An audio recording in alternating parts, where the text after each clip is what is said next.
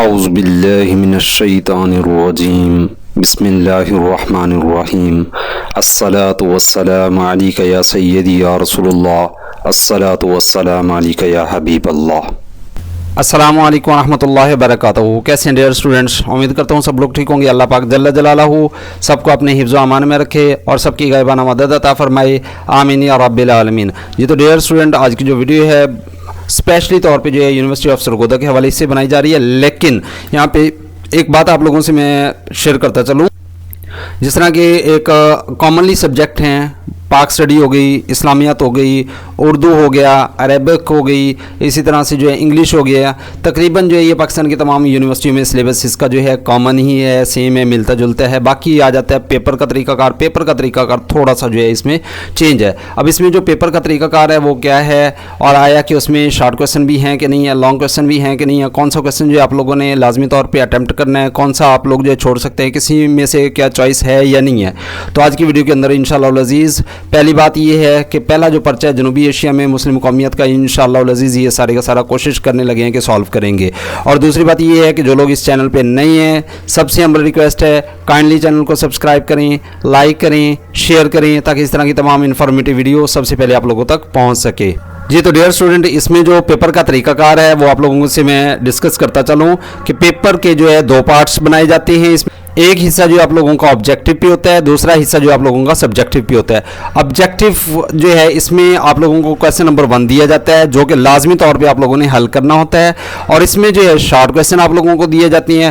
Total آپ لوگوں کے پاس 10 شارٹ کویسچن ہوتے ہیں، ہر شارٹ کویسچن آپ لوگوں کا 2 نمبر پہ مشتمل ہوتا ہے، جبکہ جو لانگ کویسچن ہوتے ہیں وہ آپ لوگوں کو 6 مزید لانگ کویسچن دیے جاتے ہیں۔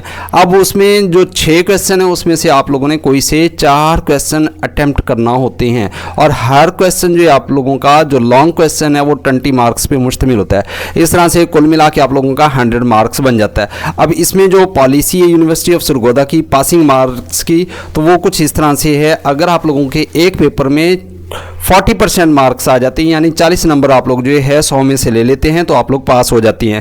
لیکن مجموعی طور پہ اگر آپ لوگوں کے مثال کے طور پہ پارٹ 1 کے 5 پیپر ہیں، تو اس میں اگر آپ لوگ 45% جو ہے ٹوٹل نمبر گین کرتے ہیں تو آپ لوگ پاس ہوں گے۔ اگر 45% سے آپ لوگوں کے نمبر کم آتے ہیں تو آپ لوگ ایز اے ہول ہو جاتے ہیں۔ اسی طرح پارٹ 2 کے اندر ہے، اسی طرح اگر آپ لوگ جو ہے پارٹ 1 اور پارٹ 2 کے پیپر دے رہی ہیں تو اس میں بھی سیم فارمولہ ہے کہ آپ لوگوں کے جو ٹوٹل مارکس ہیں اگر وہ جو ہے 45% بن رہی ہیں تو آپ لوگ جو ہے پاس ہیں، اگر 45% مارکس نہیں بن رہے تو آپ لوگ جو ہے فیل ہو جاتے ہیں، یہ سپلی آ جاتی ہے۔ چلیں جی چلتے ہیں پیپر کی طرف۔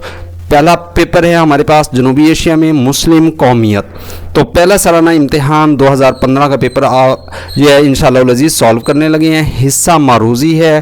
کویسچن نمبر 1 ہے جی ہمارے پاس، درج ذیل سوالات کے جوابات 2 یا 3 سطور میں دیجیے، 2 یا 3 لائنوں کے اندر جو ہے ہم نے جوابات دینے ہیں۔ جی تو ڈیئر اسٹوڈنٹ، پہلا شارٹ کویسچن ہے ہمارے پاس کہ نہرو رپورٹ کی 2 دفعات تحریر کیجیے۔ جواب کی طرف چلتے ہیں۔ سب سے پہلے ہمیں یہ پتہ ہونا چاہیے کہ نہرو رپورٹ ہے کیا، اور یہ کب اور کس سن کے اندر جو ہے پیش کی گئی۔ اگر آپ لوگ جو ہے اس طرح سے ہیڈنگز دے کے لکھیں گے تو انشاءاللہ العزیز آپ لوگوں کے جو ہے ٹاپ کلاس نمبر آ سکتے ہیں۔ جی، نہرو رپورٹ ایک سیاسی دستاویز تھی جسے سن 1928 میں انڈین نیشنل کانگریس نے جو ہے تجویز کیا تھا۔ اس کے 2 دفعات کون کون سی تھیں؟ نمبر 1، مسلمانوں کے جداگانہ انتخاب کو ختم کر دیا جائے، یعنی مسلمانوں کا حق ان سے چھین لیا جائے، انہیں جو ہے یعنی کسی قسم کا انتخاب کرنے کی اجازت نہ دی جائے، انہیں پارٹیاں کرنے کی اجازت نہ دی جائے، انہیں جو ہے یعنی جلسہ جلوس نکالنے کی اجازت نہ دی جائے، ان پہ جبر کیا جائے اور ان کو جو ہے دبا کے رکھا جائے۔ اس لیے جو ہے مسلمانوں کے جداگانہ انتخاب کو ختم کر دیا جائے، یہ انہوں نے جو ہے یعنی نہرو رپورٹ کے اندر انڈین نیشنل کانگریس نے تجویز کی تھی۔ نمبر 2، صوبوں میں جو آبادی کے تناسب سے نمائندگی تھی اس کو ختم کر دیا جائے، یعنی جیسے کہ جس علاقے میں سب سے زیادہ مسلمان رہتے تھے تو ان کی جو یعنی تناسب تھا نمائندگی کا، کہ آیا کہ اس میں جو ہے کوئی ایک مشیر وزیر یا کوئی جو ہے یعنی بڑی سیٹ لے اور سیاسی رہنما بنے، تو ان کی جو ہے یعنی یہ حق بھی ان سے چھین لیا جائے۔ نیکسٹ ہے جی، تحریک عدم تعاون کی وضاحت کیجیے۔ اس کویسچن کے اندر جو ہے جواب کی طرف چلتے ہیں کہ تحریک عدم تعاون ہے کیا۔ تحریک तहरीक अदम ताउन का आगाज़ जो है सन 1920 में गांधी ने तहरीक खिलाफत के दौरान किया था।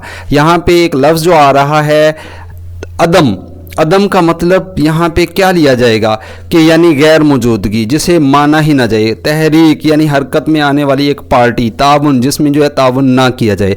अब इसके अंदर जो है तहरीक अदम ताउन का आगाज़ जो है सन 1920 में गांधी ने तहरीक खिलाफत के दौरान किया था। इस तहरीक में मुसलमानों ने अंग्रेज़ों के साथ मुकम्मल तौर पे अदम ताउन का ऐलान करते हुए अंग्रेज़ हुकूमत जो थी, ब्रिटिश की जो हुकूमत थी और उनकी जो प्रोडक्ट्स थी, मसनूआत थी, उनका क्या किया था, बाइकॉट कर दिया था कि उनके साथ जो है किसी किस्म का कोई ताउन नहीं किया जाएगा। जी तो डियर स्टूडेंट, नेक्स्ट क्वेश्चन है हमारे पास, मुआहदे लखनऊ की 2 दफ़ात तहरीर करें। सबसे पहले हमें ये पता होना चाहिए कि मुआहदे लखनऊ है क्या।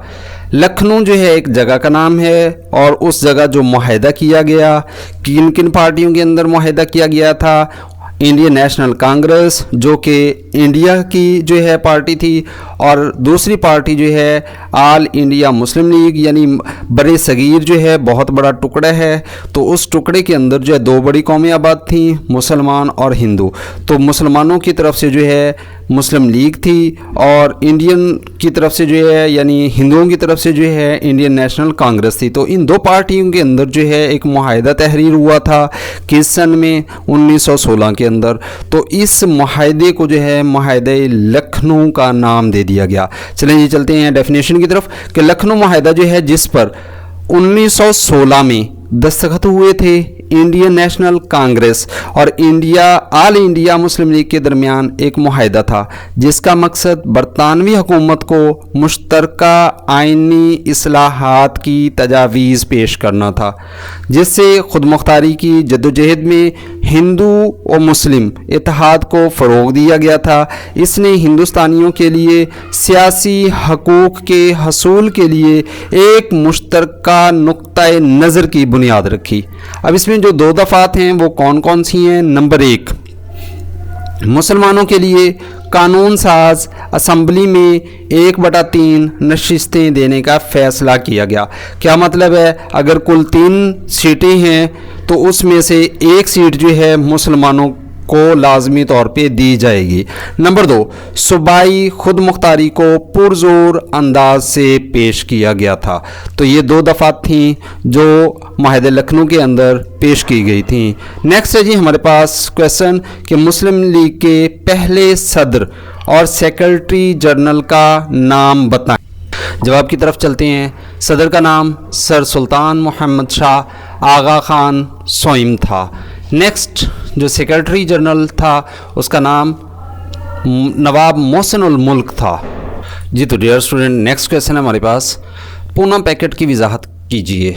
तो इसमें जवाब की तरफ चलते हैं कि पूना पैकेट है कम्यूनल अवार्ड में मुसलमानों के साथ साथ सिखों, ईसाइयों और अछूतों को भी जुदागाना इंतखाब का हक दिया गया।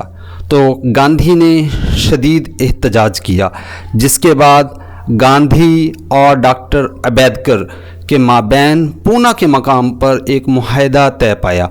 अब ये जो पूना है ये मकाम का नाम है और इसके अंदर जो है गांधी और डॉक्टर उबैद इन दोनों के दरमियान जो है मुआहदा पाया गया और उस मुआहदे का नाम जो है यानी पूना पैकेट का नाम दे दिया गया। इस पूना पैकेट के अंदर जो है गांधी ने क्या कहा था कि जो सिख हैं, ईसाई हैं, अछूत हैं, उनसे जो है जो उनका जुदागाना इंतखाब है वो छीन लिया जाए, उनका हक जो है उनसे छीन लिया जाए, ये हक सिर्फ़ और सिर्फ हिंदुओं को दिया जाए और बस ये मुआहदा जो है इनका आपस में तय पाया। नेक्स्ट क्वेश्चन की तरफ चलते हैं जी। नेक्स्ट क्वेश्चन है हमारे पास, सर सैयद अहमद ख़ान ने मुसलमानों को सियासत में शिरकत से क्यों मना किया? जी, सर सैयद अहमद ख़ान ने मुसलमानों को सियासत से दूर रहने का मशवरा दिया। वो चाहते थे कि मुसलमान पहले अपनी तालीम पर तवज्जो दें फिर वो सियासत में आए। कि सर सैयद अहमद ख़ान ये चाहते थे कि मुसलमानों की पहले बेस बन जाए, बुनियाद बन जाए और फिर सियासत में जो है वो यानी आएँ और अपना जो है मकाम पैदा कर पाएँ। जी नेक्स्ट क्वेश्चन है, तकसीम बंगाल के वक्त बंगाल की जो आबादी और रकबा था वो कुल कितना था? बंगाल का रकबा 1,89,000 मुरब्बा मील था और इसकी आबादी तकरीबन 7 करोड़ 80 लाख के करीब थी। इसमें मशरकी और मगरबी हिस्से शामिल थे और सूबे आसाम भी इसमें शामिल था। नेक्स्ट क्वेश्चन है जी शॉर्ट हमारे पास, रोल्ट एक्ट क्या था, वजाहत करें। तो जवाब की तरफ चलते हैं जी। रोल्ट एक्ट जो है 1919 में बरतानवी हुकूमत ने नाफिज किया था। ये एक ज़ालिमाना एक्ट था। इस एक्ट के तहत किसी भी हिंदुस्तानी को बग़ैर किसी जुर्म के गिरफ़्तार और सज़ा दी जा सकती थी। ये किस हुकूमत की तरफ से था? ये ब्रिटिश हुकूमत ने नाफिज किया था। 27 दिसंबर 1919 को बरतानवी हुकूमत ने हिंदुस्तान पे, चाहे उसमें कोई मुसलमान है, चाहे उसमें कोई सिख है, चाहे कोई जो है उसके अंदर भारतीय शामिल है, खा कोई भी शामिल है, जो भी बरतानवी हुकूमत के ख़िलाफ़ आवाज़ उठाता बग़ैर किसी भी वजह के उसको जो है गिरफ़्तार कर लिया जाता था और उसे कड़ी से कड़ी सज़ा दी जाती थी। तो इस एक्ट का नाम जो है रोल्ट एक्ट था। नेक्स्ट क्वेश्चन की तरफ मूव करते हैं जी। मोहम्मडन एजुकेशनल कॉन्फ्रेंस किसने और कब कायम की? जी जवाब की तरफ चलते हैं कि जवाब में जो है सर सैयद अहमद ख़ान ने अलीगढ़ कॉलेज के बाद तालीम के फ़रोग़ के लिए मज़ीद गौर व फ़िक्र शुरू किया। उनके ख़याल के मुताबिक एक कॉलेज बर्रे सगीर के तमाम मुसलमानों के लिए नाकाफ़ी था। इस मकसद के हसूल के लिए सन 1886 में all India Mohammedan educational conference की बुनियाद रखी। ये नेक्स्ट सवाल है हमारे पास, वंदे मातरम के गीत के बारे में आप क्या जानते हैं? जवाब की तरफ चलते हैं जी। वंदे मातरम का गीत बंगाली ज़बान में शाया होने वाली एक नावल में शामिल था। इसमें मुसलमानों और दीन इस्लाम पर कीचड़ उछाला गया था। कांग्रेसी हुकूमतों ने अपने सूबों में इसे कौमी तराना करार दे दिया। इससे मुसलमानों के जज्बात बुरी तरह से मजरूह हुए। यानी वंदे मातरम जो है ये बंगाली ज़बान के अंदर जो है एक नावल में शामिल किया गया था, एक तराना बनाया गया। इस तराने के अंदर जो है मुसलमानों के जज्बात और दीन इस्लाम पे बहुत ज़्यादा कीचड़ उछाला गया। जो नेक्स्ट पार्ट है हमारे पास हिस्सा मौजूई। सवाल नंबर 2 है इसमें कि सर सैयद अहमद ख़ान और अल्लामा इकबाल के फ़िक्र की रोशनी में दो कौमी नज़रिया का जायज़ा लें। अगर आप लोग हेडिंग से लिखते हैं एटलीस्ट आप लोग जो है 5 से 6 पेजेस पे जो है एक क्वेश्चन अटैम्प्ट करते हैं तो आप लोगों के बहुत अच्छे नंबर आ सकते हैं। नेक्स्ट क्वेश्चन है जी question number 3। Sheikh Ahmad Sirhindi Mujaddid Alf Sani रहमतुल्लाह अलैह ने मज़हब इस्लाम को नए सिरे से ज़िंदा किया। इस बयान का हिंदुस्तान के मुसलमानों के लिए मजदद अल अफ़सानी रहमतुल्लाह अलैह की खिदमत के हवाले से जायज़ा लीजिए।